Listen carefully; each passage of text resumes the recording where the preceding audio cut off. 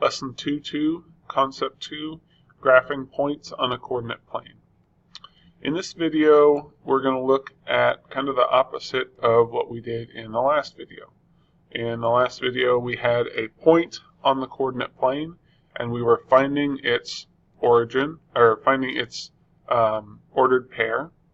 All right, now we're given ordered pairs, and we need to plot those on our coordinate plane.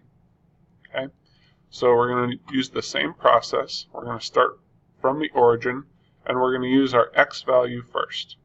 Okay, so I'm going to start at 0, 0, and I'm going to count over 1, 2, 3.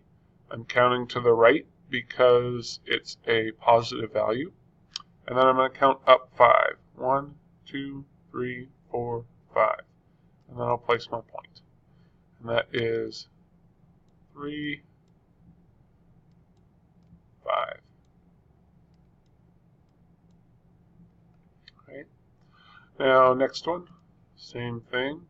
We have a negative number, so we're going to our left, negative 1, and then we go up 4, 1, 2, 3, 4, place a point, and that is negative 1, 4,